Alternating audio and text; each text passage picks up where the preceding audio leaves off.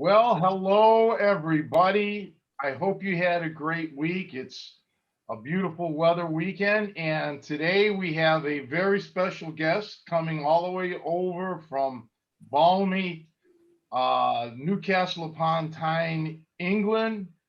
He's the very first Tri-C member I ever had going back 15 years ago.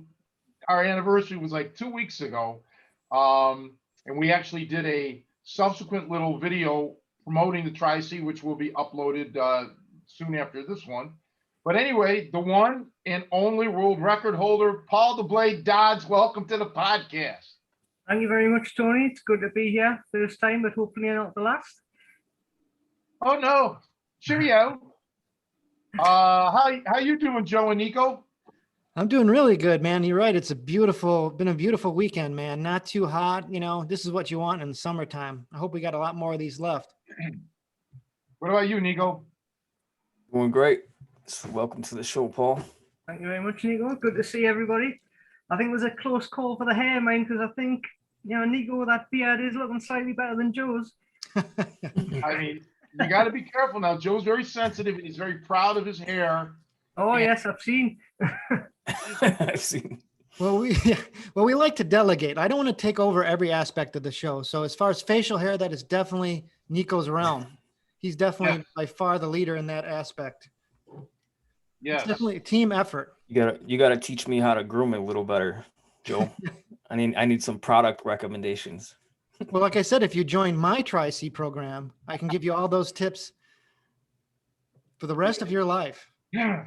Joe is a very coiffed fellow. He likes to, well, he's proud of himself, and he's proud of his looks as he should be. And Paul, you have a lot to be proud of too. You're one of the leading single gentlemen in all of United Kingdom. Yes, thank you for reminding me of that, Tony. Well, we're split 50-50 now. See, you and I are single and Nico and Joe are married. So this is a balanced podcast finally. So we need that. So what's up? Over to you, Joe. Well, hey, Paul, just, this is the first time I know Nico and I have met or talked to you. Tell us about yourself. Obviously, you're from England, but how did your training start? Where did it all happen for you? Were you younger when you started or? Yeah, I started training, well, initially as a kid. I was about 10 when I took up karate, but it didn't last long there. It was only 6 months, if that. And then I took up Wing Chun Kung Fu when I was 13, and I did that for 13 years. Became an instructor in that style. And through different seminars, I did some of the JKD grappling with Larry Hartzell and Eric Paulson. And that was what got me into the ground game aspect or the grappling side of things. But where I live, there was nowhere to actually train. So I just carried on with the Wing Chun, and we were training the groundwork things, what we'd learned from the seminars, but we weren't getting instructed in it as such from that point on. And I think it was a few months later that I initially went on Tony's website from the Black Belt article and bought the Lost Art of Hooking program and the Lucky 13. And obviously just watching the DVDs, seeing all these new techniques which I'd never seen before and explained the way it was like, yeah, this is really interesting, because it was all about the body mechanics and the physics side of things, the leverage. So that got me really interested. And obviously it wasn't much long after that Tony put the Tri-C program up on his website. And I was just, yeah, I've got to do it, got to go for it. So I signed up first day. We went from there, had a few phone calls, emails, things like that. Got the program started where emphasized on getting myself fit because Wing Chun, I don't know if you've any experience of seeing Wing Chun Kung Fu, but it's not the most physically intense thing. I mean, there is some aspects where you're doing some fitness, but it's not high impact and it's certainly not like wrestling. So I wasn't coming from a fitness background as such. I did no weights, no cardio, nothing. It was literally all I did was the Wing Chun before I joined the Tri-C. So initially it was a lot of body weight stuff with Tony, especially pull-ups and press-ups. That was mostly what I did, and the Lucky 13. Because my main goal at the time, and Tony knows this, was to keep up with Martin on the Lucky 13. That was my ideal thing. Ideally to beat him, but for my first trip to Chicago, that was the main thing I was looking forward to, just to train with Martin. So that was massive to me. And Tony obviously knew that, and I did get to train with him, and so that was great. Yeah, and you ended up ultimately setting some world records in fitness. Why don't we talk about that? Yeah, I can't remember what trip it was. I think it was about the third or fourth trip to Chicago when we did that. Your idea. But the first one was Mr. 3000 was the nickname I got after that one. And that involved 3,000 push-ups, 3,000 burpees, and 3,000 star jumps. In under 3 hours. Yeah, it was 2 hours. I think it was about 2.5 hours. Correct. And you did it nonstop. There was no breaks. There was nothing. It was continuous. And that was just it was just incredible. To watch you, go like that. And it's a combination when you do high repetition things like that. It goes beyond your body anymore, and it becomes your mind.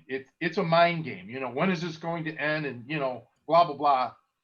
And well, I don't think when we did that, I don't think we set a set number either. I think we just kept on going, and I was starting to tire at that point. So you said it was, well, you're up to 3,000, so let's just stop. Yeah. I think I didn't want to tell you a number because then that can work.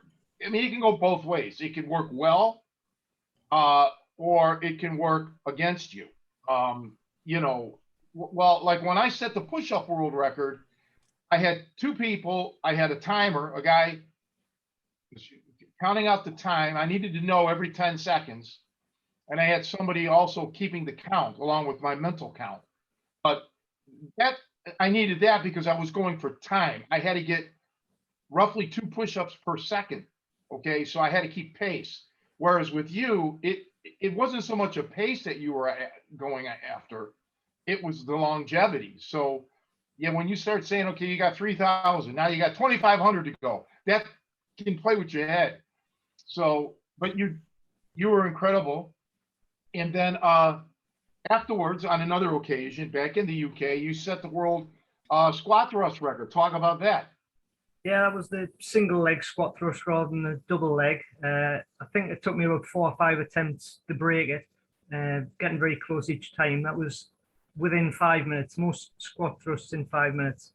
And I should have had a look at this to see what figure it was. I can't remember off the top of the head, but I think it was about 568 in 5 minutes, I think. You broke Paddy Doyle's record, I believe? Yeah, Paddy Doyle's record, yeah. That one was in the Guinness World Records. Yeah, and and it's great that we were talking about this on the little commercial thing we did.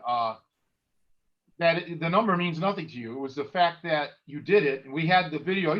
I used to have the video up on my website of you breaking that world record. It's just because records are made to be broken, but it's an important aspect that you can take yourself to that limit of being the best in the world or one of the best in the world at something. And when you can do that, like right now we're in the midst of the Olympics, and you're seeing some, great events and some world records at times or Olympic records, and they will all be broken eventually. But these are people, male and female, that have reached the pinnacle. And, that's something great to carry with you throughout your life, because it means you can succeed in other elements. You have the prerequisites, all the determination, the practice, the patience, the intelligence. So it's quite an accolade for you, Paul, and I'm just glad to be your friend and, you know, be there for you for all this stuff. Oh, thank you. You just covered a good point there. I think a lot of it is down to that drive and determination and mental power rather than anything else, because like you've just got to go for it and know that you are going to get to that target without stopping. Just doesn't matter how much pain you're in or if you're starting to cramp up, just keep on going, unless you have a heart attack or something, obviously, which you can't. But but there's no reason to not push yourself to that limit. Yes, it might get uncomfortable, but you're not going to get to the pinnacle if you don't go through that pain first. Can I ask some questions about that process? I'm kind of fascinated by this. So obviously you said you did some martial arts, but they weren't as intense. They weren't as physical. It was more technical stuff like the Kung Fu you were doing. So when you started, so really in some ways, I wouldn't say you're starting at ground zero, but pretty close, it sounds like. How long did it take you? Like how many years of buildup did it take you to get to a point where you could do so many reps continuously? What was do you remember kind of the length of the process just to get near that? Well, initially I started more on the push-up side of things and the pull-ups, like I said, so it wasn't really on the squat thrusts. But for the push-ups, for example, I started at 0. And before I even got to train with Tony in person, I think I'd built up to, I think it was a few hundred a day, like in one go. So yeah, I was quite high intense within 6 months, really. Wow. But that was training every day. I didn't really have a break. I was a lot younger then as well, so I couldn't do that every day now because the body would just break down too quickly. Well, don't forget too, Joe, that Paul was also learning fighting techniques, the boxing from me, the wrestling. We weren't just focusing on strictly conditioning, although that was a part of it. And that's what's great about the Tri-C program, is that you don't know where this is going to take you, the Tri-C. You know, you might end up really being great at the boxing, or, you know, wanting to, you know, focus on that, or the wrestling, or self-defense, or bodyguarding, because I teach all of it in this course, or fitness. And in Paul's case, while he's an excellent boxer and grappler, he just was, you know, totally world-class with his fitness. It was just a marriage made in heaven, these exercises and him. You know, he's a small guy. When he started with me, he weighed about 132 pounds. You know, a lot of people see me, or they see Big Brian or Bruce, or, you know, these bruisers on my videos, but the majority of my students are not bulked up. They're average, or, you know, smaller, on the small side, like Paul is. And it didn't stop him. You know, he still became world record holder. So that's awesome. I think another thing to bear in mind as well is just, again, I'm an average Joe who was working every day and just training. Yeah, I was training every day, but it was part-time. It wasn't like a full-on career as such, like a pro fighter would. I didn't come from that sort of level or anything like that. So I wanted to ask you about that competition. So when you had to do like 3,000 push-ups and the other exercises, was it one exercise at a time and you couldn't stop until it was done? So what we did was we did a set of 10 push-ups, then a set of 10 burpees, then a set of 10 star jumps, and just kept going and rotating. Tony's got the video. I'm sure he'll show you it if you ask. Yeah, we tape pretty much, I think, all of it. But the key is the nonstop. And I mean, literally, there was no, all right, you got a 10-second break here. None of that happened. Okay, he was just go, go, go, go, go. And part of my training, as you know, Nico, because you've lived this, it's not only accomplishing these numbers, it's the what's the word I'm looking for? Just the recovery time. You, in a fight, you need to really slow down. You know, your recovery time has to happen quickly. Okay, it does you no good that once you, let's say, hit the wall, it takes you 5 minutes to recover. Well, you'll be dead. you know, in a street fight by then. So his fitness was so good that, you know, he was, as he was progressing and getting tired, he was still simultaneously recovering. That's why the switch in exercises to key up that recovery. It's a physiological thing, and you can do that in your fighting too by switching your style of fighting during the fight. Let's say striking, grappling, or whatever. But yeah, he was totally fit. As a matter of fact, he's on my circuit breaker video. It's just him going on that, just like the Lucky 13. You know, go go go. No edits. You know, let's just keep the camera rolling. Yeah, so I'm very proud of Paul. And then later he got into powerlifting, and you know, which is a whole different, complete different thing. You know, but you know, the biggest thing is he lived far away. And he's been with me 15 years. 15 years ago, we didn't have Zoom or this kind of stuff, uploading videos and everything. I had to wait for him to mail me a DVD in the mail from England. Then I had to watch the video. Then I had to make a video, burn a DVD, and mail it to him. This whole thing takes, you know, like a month. And it was about patience, you know, phone calls, emails. You know, then as technology progressed, like it is today, there's no excuse. I keep harping on this. Zero. There's not one valid excuse to not do the Tri-C program, any kind of distance learning. It's just so convenient. It really, I wish there was something, you know, like this available when I was young, because there were certain days. Joe went to Cleveland with me, so he had an idea of how far I had to travel to get to my lessons every day, and through all the bad neighborhoods and all the stress and all that brought on. There was a lot of times where it would have been just nice to do something like this, or film something at my house or my backyard, and, you know, email it or upload it, I should say, and have my coach watch it. But we didn't have anything like that. So we're living in a good time, really, for that. So was your first time coming to the U.S., just coming to Chicago to train?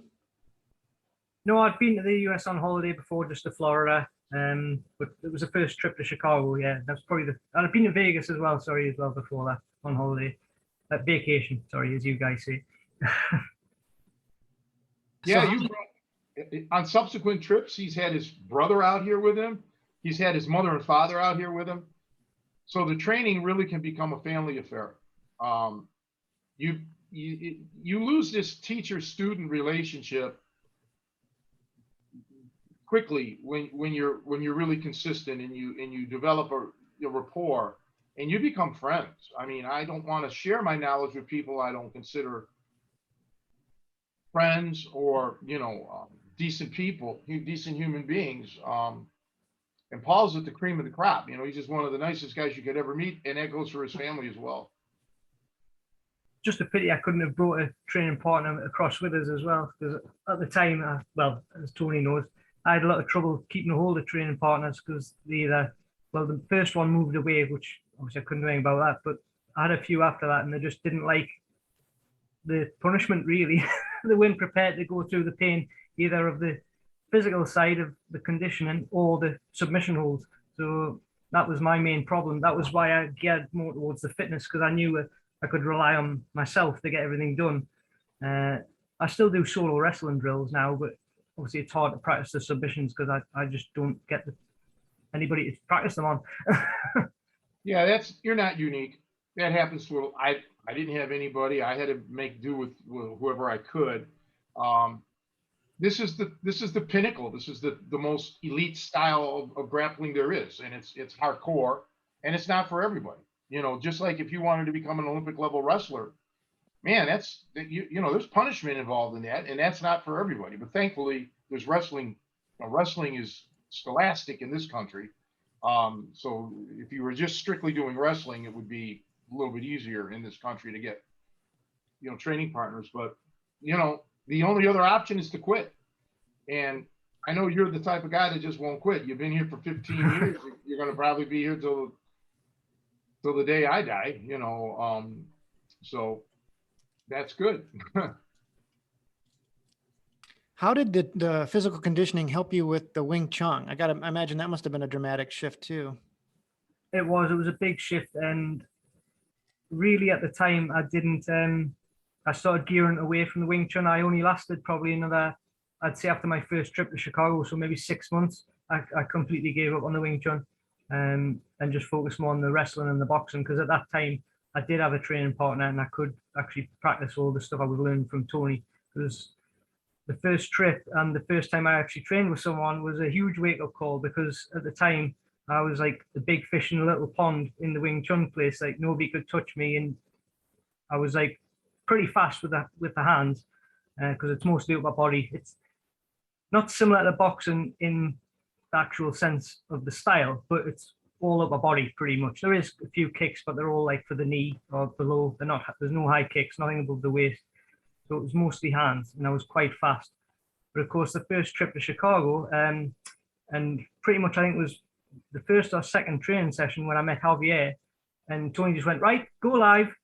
And I think it took all of like 3 seconds to take us down and submit me. So it was like yeah, this is a wake up call.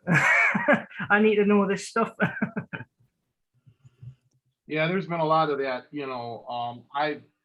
it is a wake up call, but and like Joe likes to emphasize, and we've discussed this yesterday, Paul. Another big wake up call for people is just when I put a hold on them, when they feel this, they've never felt anything like it before in any other style of grappling, with the ferocity, the power that holds the way that I teach them. And you experienced that firsthand. Yes, well, literally first time, because it was a double wrist lock after a handshake. So,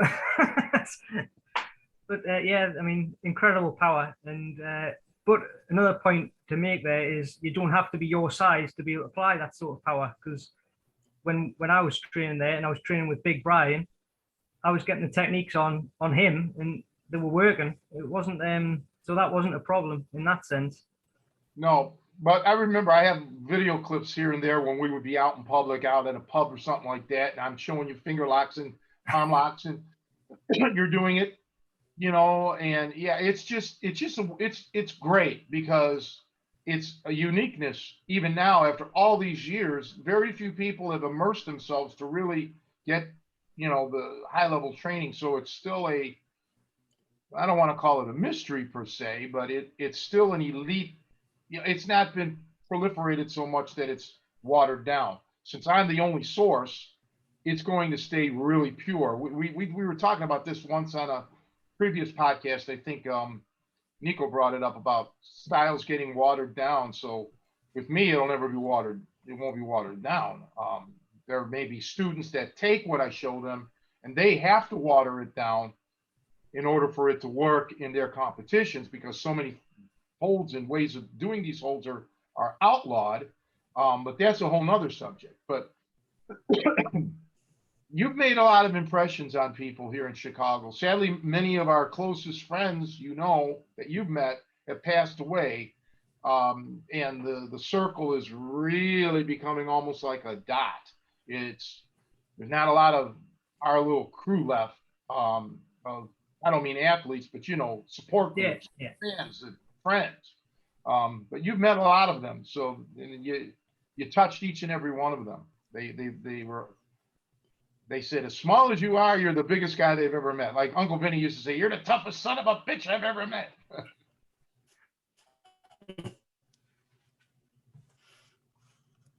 What about you then, Nico? Have you got any questions? Well, I mean, it just reminded me when you're talking about, like, Tony was mentioning how you don't really understand the techniques until you really feel them applied. And I always, like, before I met Tony, I used to watch the Lost Art of Hooking, and I always thought Tony was just a jerk. Like I heard Bruce was like screaming, and he's like and I was thinking, man, this guy's just a jerk. He's just like really going way too hard on him. But then after training with Tony, I realized it's the technique is just so tight that the pain is just incredible. And it's not like he's like going full blast with it at all. It's just it's so technical and it's so precise and it just hurts like crazy. So it's definitely an eye opener when you feel the techniques being applied. Yeah, it's kind of hard to, it's like you're damned if you do, you're damned if you don't. If you go soft, totally soft, and not put the technique on all the way, or properly, like a regular way, people will be, oh, there's nothing to this.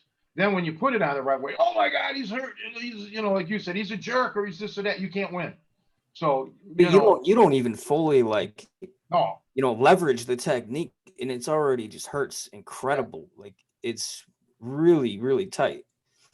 Yeah, I mean, we talked about this before. I've had pro fighters that say, don't. I don't want to spar with you, Tony. Don't put it on. It hurts too much. I can't defend it. So, but you got to still see it. Kind of like you take. Well, let's just use Mike Tyson or something for example. If he just would give you love taps all the time and throughout his career, you wouldn't be impressed. But when he unloads, you realize the speed and power is there. And that's similar to this. It's such a level that, yeah, you have to feel all these things: toe holds, neck cranks, arm locks, and so on. When they're put on the way that I put them on. Yeah, that's how I see it. Now, I'm coming from a different place than you guys, because when I started studying this, I'd never seen anything. Okay, there was no internet. This wasn't in the movies. You had fake pro wrestling. And even by the time in the 70s, there wasn't a lot of submission holds. There was the choke, the sleeper hold, and the standing bullshit wrist lock. But there really wasn't any submissions. Oh, the figure four. There was a guy in Cleveland. His name was Johnny Powers. I think he's still alive. He did what was called a power lock, which was like a figure four leg lock. Okay, so that's it. All right. So I never saw submissions. So when they were put on me, like that, like the way I put it on you, wow. I thought this is how all submissions were supposed to be, right? Like crazy pain. It wasn't until I got a little older and started meeting guys who did judo or something, and I'm like, whoa, no, guys, this is not the way to do this. You got, and I just, I learned quickly to keep my mouth shut because they didn't want to hear it, And to their credit, they have rules. And they're, even back then, judo was in the people that I saw were more throw oriented, just like now in the Olympics. I've watched some of the judo, with the exception of one guy. It's been all like throwing. I've seen guys go to the ground even, and women slip and go to the ground, and the other wrestler, the other judoka just lets them off. So, but yeah, I'm glad at least you guys got to, no matter what, you got to feel this, and you'll always know, no matter who you run into the rest of your life in other styles of grappling, you'll always be able to know the difference. But with me, because Rodman was so strong, the world's strongest man, basically, I did not realize how it felt. I knew how it felt on me. I never realized how it would feel like with me doing it. Okay, I figured, well, I can't do it. It won't hurt the other person as much as it hurts me because I don't have Rodman's strength. Well, when I started doing it on people, and I saw their reactions, then I'm like, oh, that's when it sunk in with me that, oh my God, this stuff is serious. I mean, this is like the best stuff in the world. Yeah, and it was an awesome, for me, it was like a come to Jesus moment, man. It was just an awesome realization that, man, I got the world by the ass over here with this stuff. First time you was that like when you were kind of sparring with some high school guys or something? What was that story when you finally kind of like you realized how powerful the stuff was? Yeah. It was high school age, kids my age, give or take a year. I think I was always pretty much the youngest. Everybody was, months or a year or more older than me. And when it first happened, I just thought they were goofing around, just kind of let me. And I didn't really analyze it as much. And then when I got jumped in a street fight, after being pretty good at this stuff already, and I demolished this guy, and he was a guy. He was like a man. Then I realized, okay, yeah, I have this. This is the real deal. And then it kind of changed my perspective when I sparred with, goofed around with friends, or sparred, whatever you want to call it. I really made sure to go easy. I really made sure, to be careful with this stuff with them. Again, everybody has to bear in mind, there was no patterns for me to follow. There was no UFC or jiu-jitsu tournaments to watch on YouTube and see how people tap out and stuff. That didn't exist in my life. Okay. When I say tap out, I didn't tap out. It's like, okay, oh goddamn, that's what was happening here. Wasting time doing this, tapping out, that's energy that could have been used to counter the hold. All right. So people in general did not know about this tapping out stuff. And it wasn't part of the vernacular, right? People didn't see UFC fights and blah, blah, blah. So, it was like screaming uncle, cry uncle, as they used to say. And that's what would happen.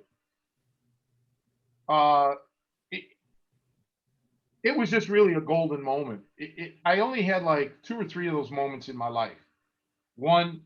Another one was, so that one was the first one, but the other one was with music.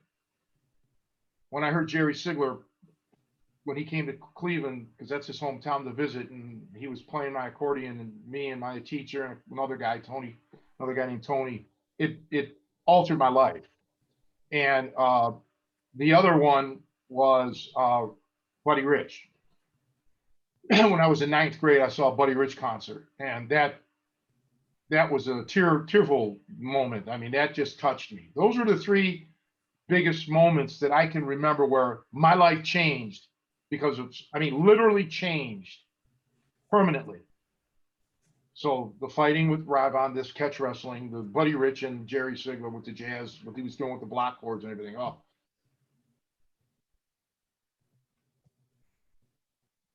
So Paul, I got to ask you a little bit about the Wing Chun. So with the Wing Chun, do you guys have katas, and do you actually do like live sparring with the Wing Chun? At my particular school, well, the first part, yes, there is katas. There's 3 hand forms, and then there's the wooden dummy form, and then there's the staff form, and then there's a knife form. But they're not practical knives. They're like big Chinese weapon type things. There wasn't much live sparring at my particular gym, if you want to call it that. It did start to pick up a little bit once the UFC came out, and like I say, the groundwork started coming in. And I think the instructor thought, oh, well, this is more what people want, sort of thing. He made it more for commercial purposes rather than for the training side of things. Because, like I say, I trained it for 13 years, and up to, I'd say, at least the first 10, 11, there was no sparring. Not like full on live. You would do some set drills, and then you might have like the more senior ones might do a bit, but like certainly not for anyone who hadn't been there for a few years. We do an exercise, or we did, I should say. It's called Chi Sao in Chinese, which means sticky hands. And the closest I can relate it to the catch wrestling is very similar to pummeling. And so basically you make contact with both forearms on each other, and then you roll. And there's lots of techniques from that, but it's all about the sensitivity side of things. And so if he moves that way, I know to counter it this way. So in that sense, that helped with the wrestling, because with the pummeling, I knew how to sort of move in that sense, if that makes sense. Like I say, it's a lot more difficult with the Wing Chun because it's more arm based. So yes, you did have to step with it and things like that, but there wasn't as much like clinches or anything like that. It was all at arm's distance. That's a really interesting observation. So do you recommend Chi Sao now as kind of a supplement to maybe augment the pummeling? Is that something you would do necessarily? Do you think there's some value there of? Yeah, I think there is some value in that. And when I was training with the Wing Chun, obviously, and doing the groundwork, I could see the correlation between the two. And when I trained a few times with Tony and come back, I did do a seminar for the club I used to train at with more of Tony's stuff. And that's how I related a lot of it, because obviously they couldn't understand what was going on, how it was meant to feel, sort of thing. So I related it to that particular exercise. And I put a lot of the submissions into the standing side of things for them. So especially the double wrist lock, that was easily applied from the chi sao position because you've already got the arm straight away. So as soon as it moved downwards, I was over the top of it and cinching it on. So there was a lot of techniques could be related to that, but most of it was about the energy. So feeling where the guy's going or where you're putting him, where he's going to be off balance, how far I need to pull it. Leverage and physics, basically.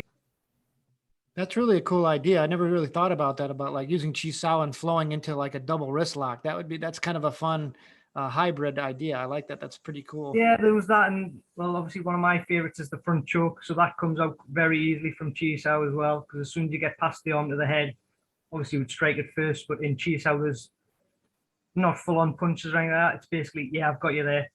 So if you can clear the arms and get we used to say if you could go through the head, like with it, if I did sideways, if I can get to here, then I don't need to in the exercise. I can just go to there and know that I can extend through. If that makes sense. So you wouldn't physically hit the person with a strike. You would just say, yeah, I've got you there.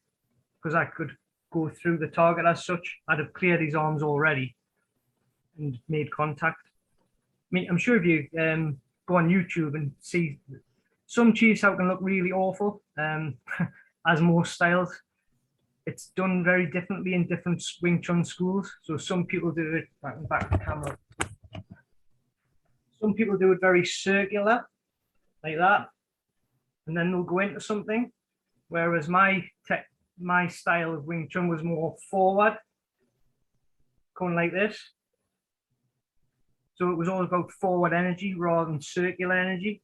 But the good thing is if it combined the two, so if I went to a different Wing Chun school and got used to that circular motion, it was easier for me to combine the two. Because then you've got the complete sense of feeling of forward and circular, rather than just concentrating on one, where if you're going circular all the time, how are you meant to go forward? Because ideally, I want to go through that person. So you're like, if you're taking a shot on someone, you're going to go straight through them, or you're going to turn the corner and go through them anyway with that circular motion. So you'd step off the side and go through, or you're just going to go straight through. So you would practice both. You wouldn't just practice one. so the idea is kind of you're applying.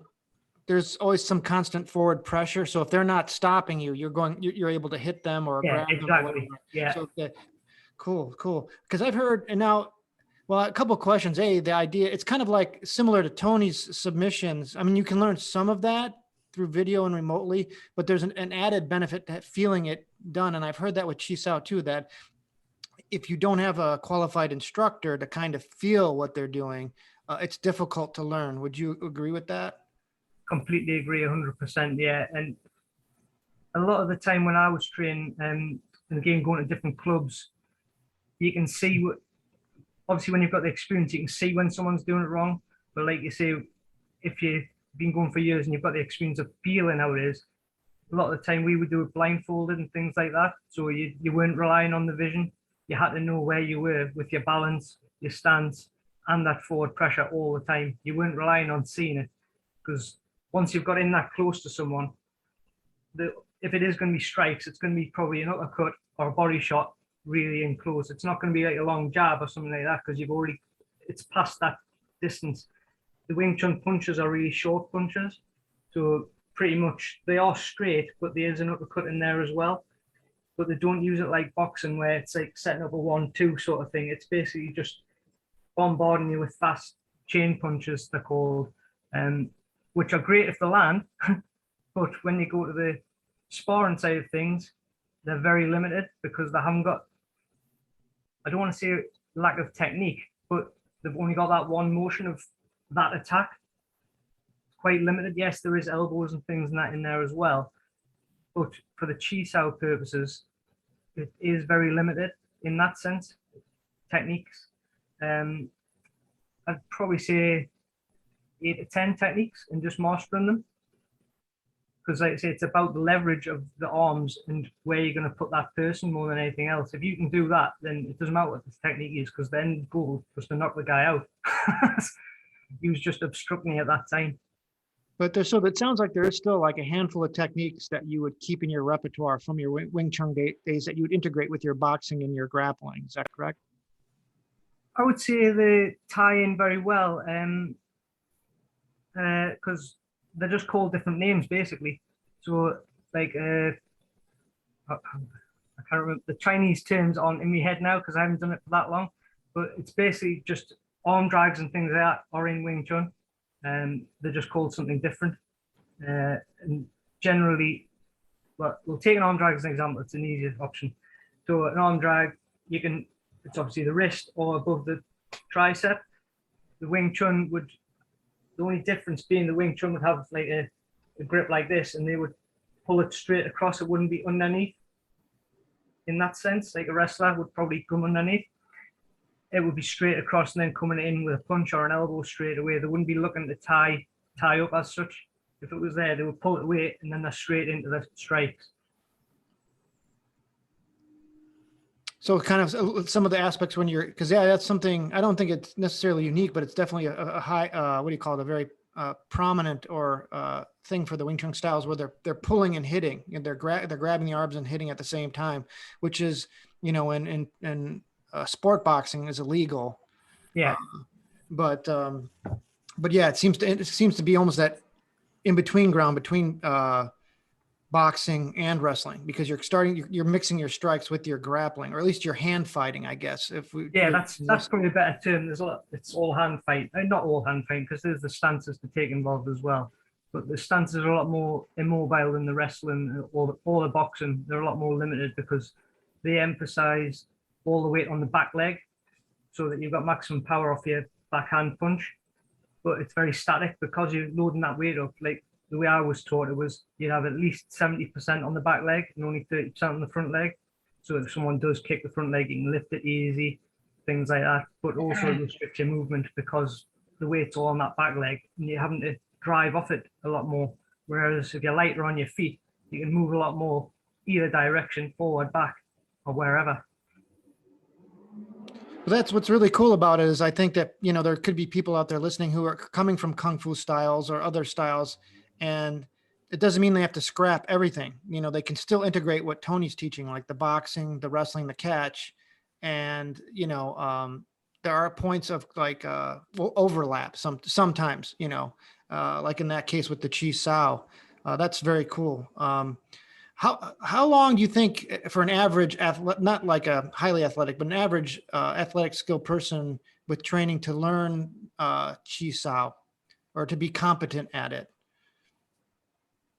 It would already depend on the individual, but I would say you could probably become competent in 3 months maximum.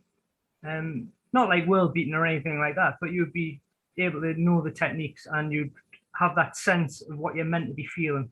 Because like I say, it's all about the feeling. It's not strictly about, well, I'm not backing off. I'm just going to stay here and I'm going to move you, basically. It sounds harder than what it is. I mean, if you see someone doing it, it can either look lovely or it can look terrible. It's like you said, hand fighting or pummeling. It can look great when you see someone going at it full belt, and then you can see when they're just doing it as a drill. And I think that's what a lot of people find. What's the word I'm looking for? In Wing Chun, they think of that more as sparring than what they do sparring. So they don't think of it as, I thought of it more as an exercise to learn the skills for the feeling side of things. A lot of people are using that to, oh, well, I've got this technique on here, so I win. And that wasn't the way that I was looking at it. Yeah, if you got the technique on, great, in one sense, but don't stop there. You need to keep on going still, because a lot of the time it'll be strike, right, finish, let's break off. No, because even if you do strike me, there's no saying in real life that first strike's going to do the job. I want to keep on going until you're finished. Because I was all about self-defense when I was doing that particular style. And I got a lot of questions when I started the instructing. Well, what would you do here? What would you do here in a street fight scenario? And at the time I was like, well, where are we? What scenario you put me in? Like what Tony said, are you on snow? Are you on loose gravel? It all depends on the situation. A really good one I got was I was in a bar one time, and there was the four of us there at a table, all students of mine, and we were just sat having a drink. And one of them said, "Well, what would you do if I attacked you now?" And he was obviously sat across from me. So I said, "Well, the first thing I would do is this glass would be in your head, and your head would be then in the table." And he said, "Well, where's the technique in that?" I was like, "Well, I don't need technique. It's a street fight." That is my instant reaction because it's the closest weapon that I've got there. That glass, your head, table. Hopefully end his job. But he didn't grasp that. He was looking for, well, why can't you do this technique here and this technique here? It would be too long-winded. You should be looking for the quickest thing to end the fight. And I still believe that. That's a very important aspect that just so many people just don't get. There is a huge difference potentially in a street fight to any sportive realm, potentially, because some guys still want to just duke it out man to man, but most of the time, it isn't like that. Talking about incorporating things, see, I had boxed before I wrestled, so I was allowed to keep my boxing. I was actually not just allowed; it was promoted. He wanted me to continue with my boxing and incorporate it. And that's what the thing, like with the Tri-C, or even, obviously when you're here in person, but the Tri-C it's personalized for you. It's not cookie cutter. It's not everybody trains the same. No. And that's why I need to see a video of you so I can get an idea of where you're at, what your current skills are. And there will be things that I'll tell you to keep, implement this, or here's a chance to use your specialty move here or there, or whatever. That's good, but I'll also correct you if I see you doing something that you shouldn't be doing, or if a particular move or a series of moves is not going to fly in a reality-based situation. I'll point it out.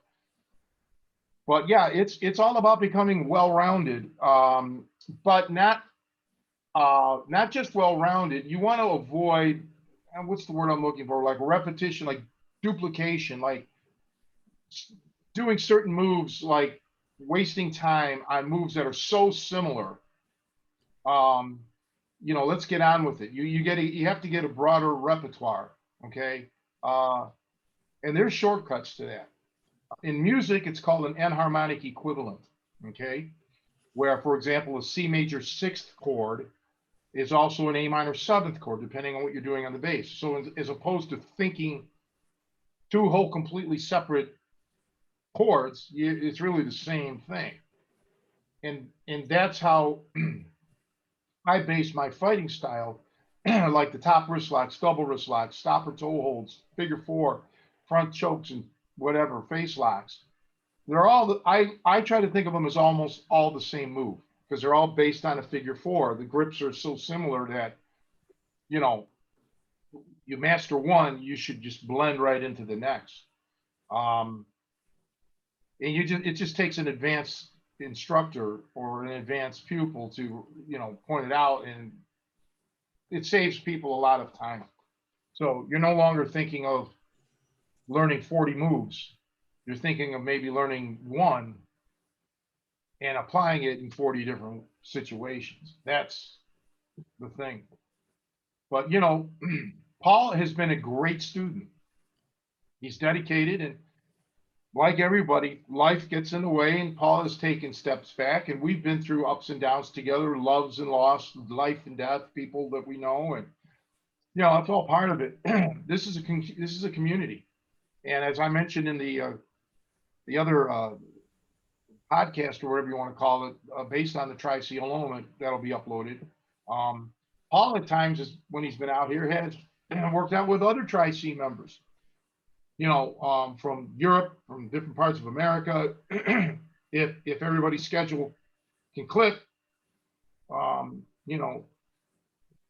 it's a nice little, you're not really alone. Even if maybe you're in England or you're in Singapore, where I've had students, or, different parts of Asia or Australia, you name it. You may think you're alone, but you're really not alone. You know, we can always hook up, even now with, especially now with the Zoom.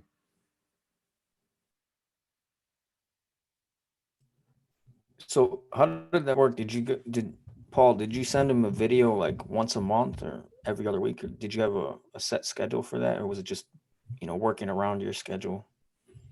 Well, at the time, I had to do a certain thing each week and write it all down, and then I would email them the results of that every week.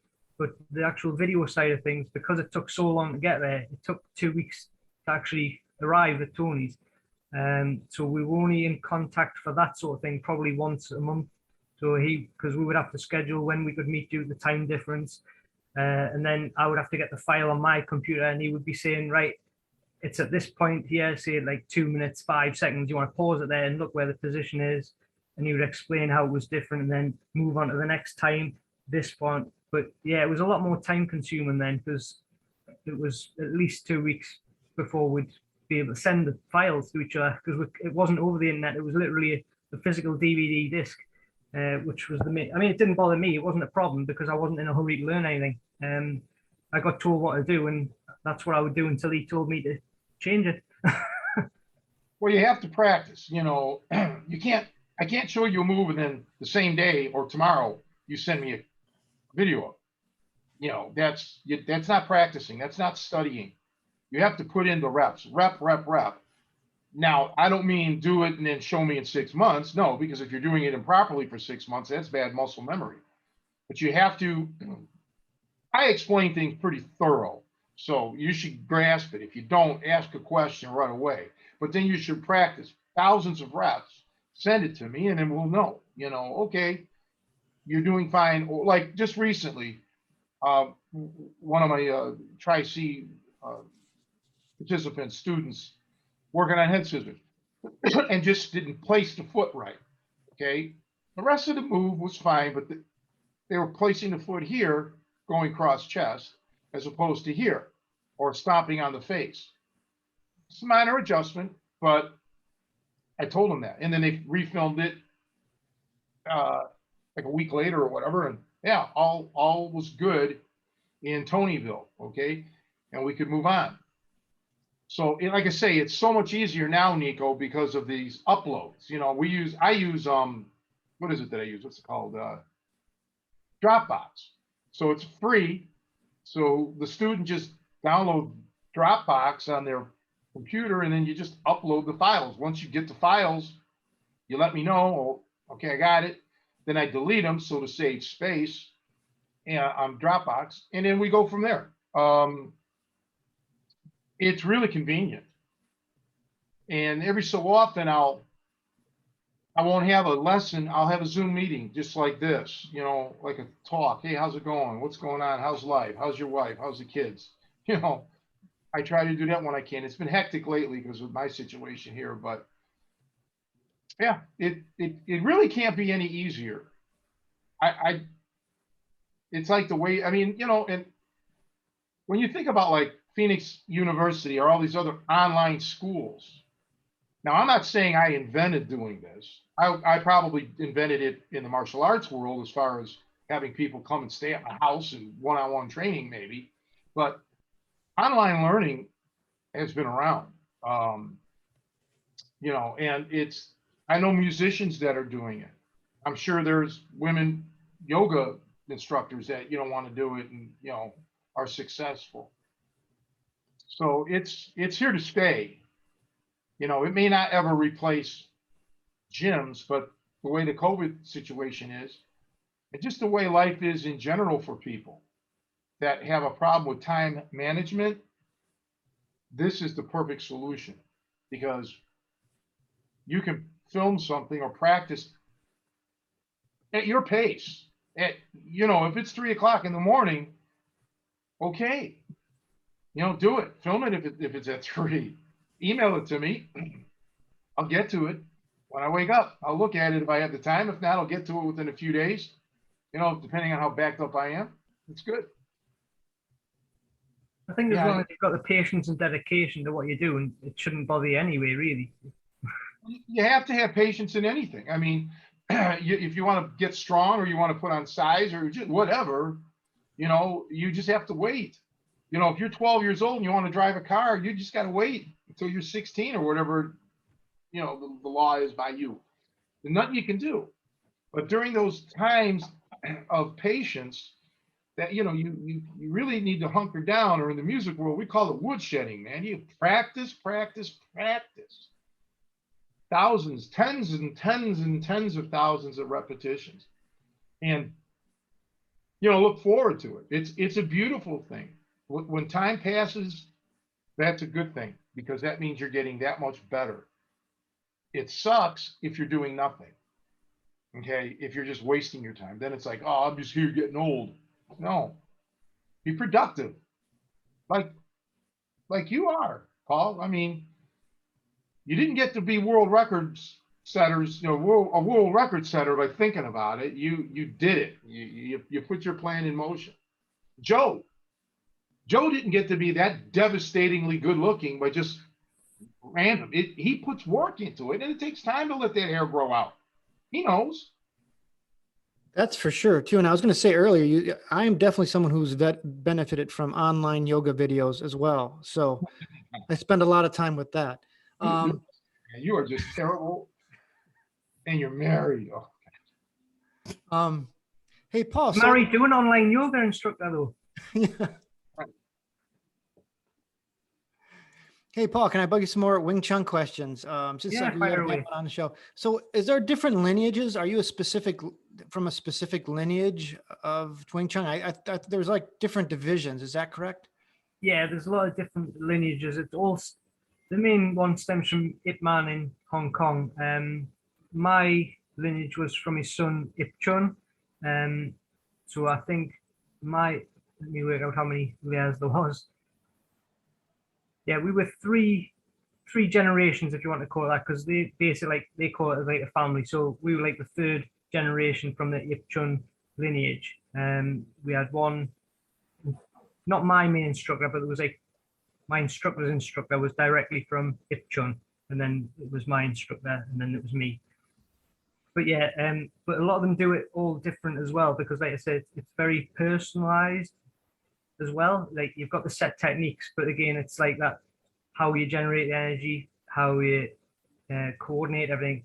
They all do it. Not everybody, but a lot of them do it very differently. Some are very much self-defense focused, and you can tell that on, again, if you look on YouTube at some videos of, if you type in combat Wing Chun, and then if you just type in normal Wing Chun, you'll see a total different mindset, really. Some do just want to blast through you, and then some are doing it very Tai Chi, like, say, very slow and methodical, and they use it as more of a breathing exercise type of thing, especially the forms. So that's different. I cannot really comment too much on the practical side of it because I only dealt in the one style of it. I didn't, like I said, I did seminars and things where you were meeting people, but doing like 4-hour seminars isn't the same as training with someone full time. So I cannot really comment on that. Did it have a different name, or was it just called Wing Chun? Because I've seen some different names. They spell it differently, so it's Wing Chun, Wing Chun, or Wing Chun. That's the main. I don't know how that came about. I think it's just the way that it came across in Chinese, whether or not it didn't get translated properly. Or apparently, it's the name of the founder of the style. So I thought it was founded by a woman. yeah, it was. Yeah. So, if you believe the stories, who's to know with these things? Yeah.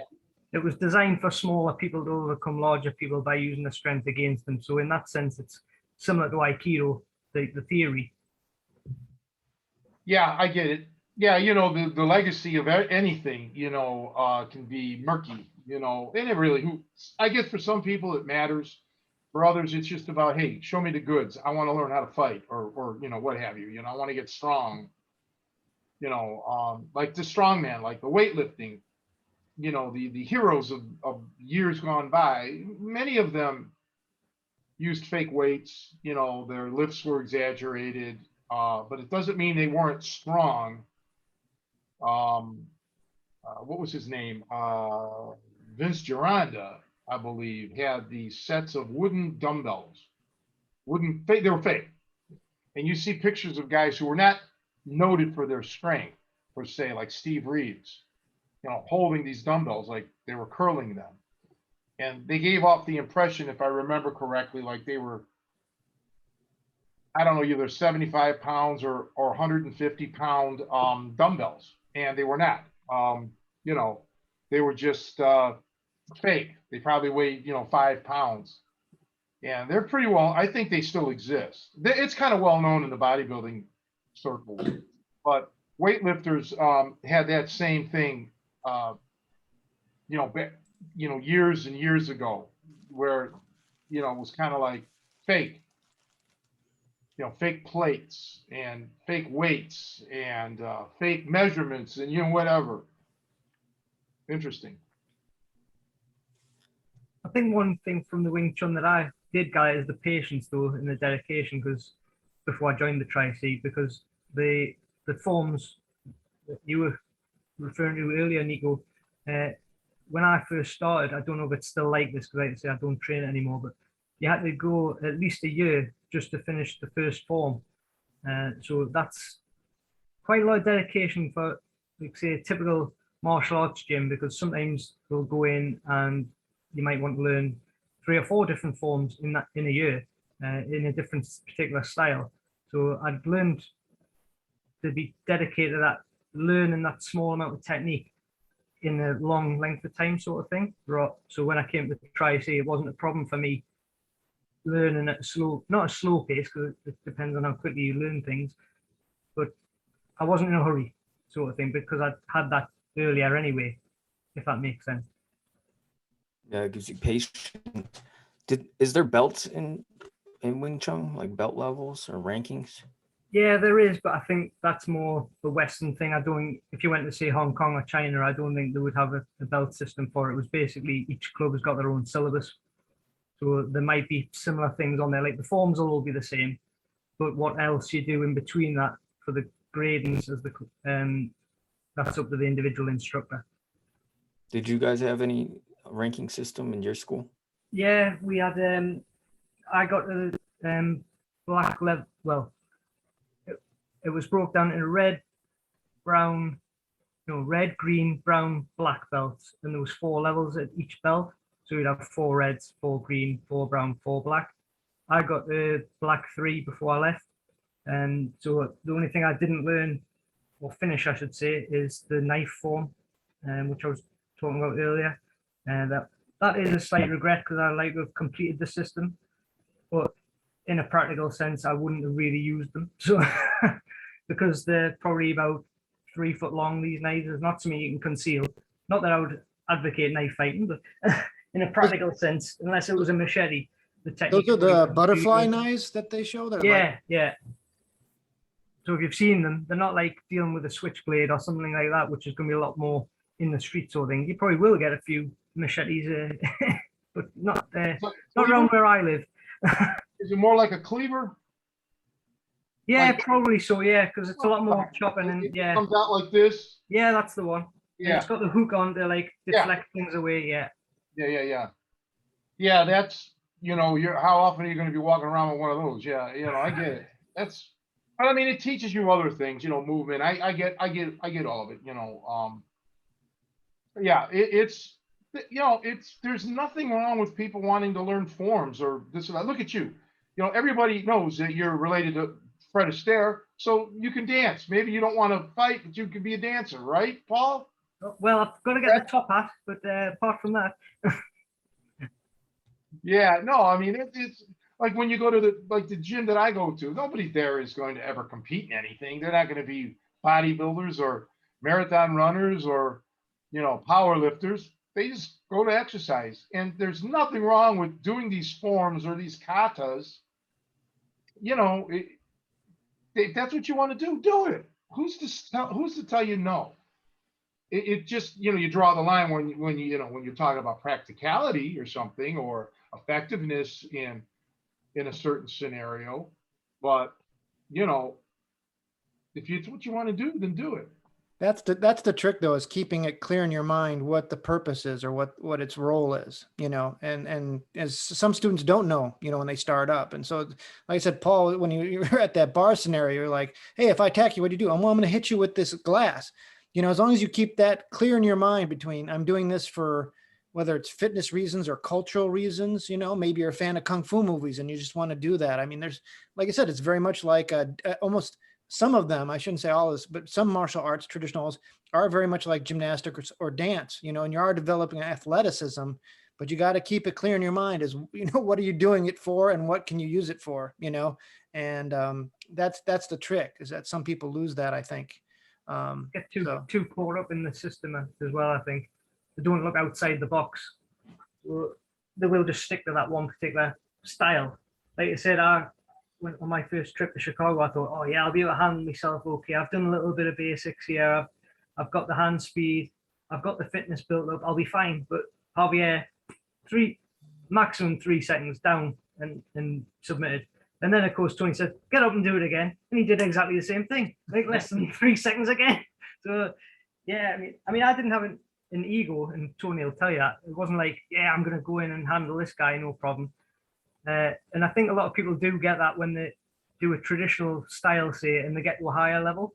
They'll think, well, I'm the instructor now. I can just do what I want. And I've never been that sort of person. And I don't think people learn very well from people like that, because the instructor just wants to boost their ego a lot of the time, rather than see the student develop and become better than them.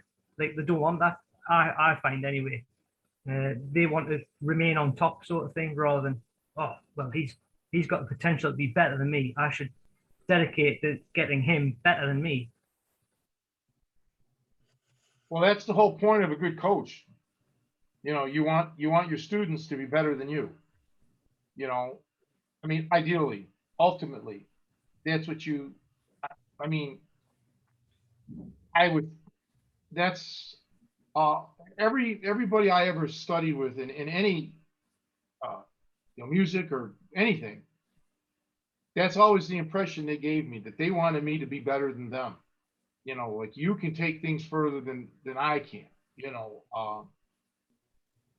And you're right. I think in a lot of these schools, they hold back, or sometimes it's not even holding back. The teacher just doesn't know, so they bullshit their way around it. Not all. Some are real legit, but you know that there's some that aren't. You know that. We've all seen it. All you have to do is spend 1 hour on YouTube and look at some of these videos that are uploaded, and you know, okay, this guy doesn't have it. Did you guys do any of the 1-inch punching? Was that a thing? Yeah, it's definitely a thing. Yes, I did do them, but pretty much every punch in Wing Chun is an inch punch, because all it's about is how you generate the power in your punch. So in Wing Chun, it's about the structure of the arm, driving off the back leg, like I mentioned earlier, and getting the hips into it with correct elbow alignment. So you should be able to do, whether or not it's an inch punch or whether it's a full length extension punch, you shouldn't be putting that tension in until the last second and snapping it in there. So it's the same as like a jab. You wouldn't just throw a strong jab out. It would be relax, relax, relax, tense. So it's got that maximum speed, maximum impact as it lands, and then it relaxes again as soon as it's struck, so you can pull it back quick, rather than being very tense, very heavy, and a lot slower, obviously, which telegraphs it a lot more. But the idea of just being at that inch distance and firing them off, it'll work great in demonstrations and things like that, because you'll see the impact on either the pad or the person. It will move them, but it's not about, yes, you can get them in if it's like a short punch, but it's about that distance, and there, that's where I need to tense up, there. So basically, the first form in Wing Chun is all about developing that inch energy. So there's all different techniques. It doesn't need to be a fist. It can be a knife hand. It can be behind you. It can be an elbow. It's all about that relax, relax, relax, tense, and relax, relax, relax. Yeah, that's a part of it. You can't be tense. You got to be loose, and then you lock it up on impact, so you're not operating with the brakes on, so to speak. So yeah, a lot of martial arts have good principles. I would probably say the Wing Chun has a lot of principles which tie over excellent to the catch wrestling. Well, yeah, I mean, just like Yeah, right. You know, and the good thing is if you can learn how to control somebody, that's what we're all about is control, control, control. Then you have a better chance of, you know, implementing some of your strikes, you know, when you actually have that person pretty well controlled. That's an important thing, you know. But again, you know, I've known you for so long, so many years. It boggles the mind, to be honest. 15 years is a long time. It doesn't seem that long. No, no, it just seems like just like last year or something. But my goodness, the stuff that you and I have gone through together, even though you lived a million miles away, it didn't matter when you were here in Chicago or this or that. And we've gone through a lot, good and bad. It's just been great, though. It's been a great experience knowing you. So I highly recommend anybody who's in Newcastle to look up Paul Dodds or anywhere around there. You know, look him up. Please do. Or contact me and I'll forward your email. I won't give out your email address, Paul, but I'll forward emails to you. And then I'll let you make the determination of whether you'll contact the person or not. That sounds good. Yeah. Well, I guess we should probably wrap this great episode up because got to tend to, it's lunchtime here for my mother, so I got to do that. But Paul, it's just awesome to see you, and I can't wait till you get back out here. Yeah, well, hopefully once this COVID situation gets sorted out, I can start flying again. So Yeah, yeah. Well, Nico, it's good to see you and Joe, and for sure I'll see you guys next week. But until that time, man, everybody just stay cool. Yeah, it was a great time. Great That was conversation. great, Paul. great to see you guys at last. So Definitely, definitely cool to finally get to talk to you. So hopefully, yeah, we'll definitely have to have you back for sure. yeah, sounds good. Okay, take care. Bye-bye, everybody. Bye, guys. Bye. One.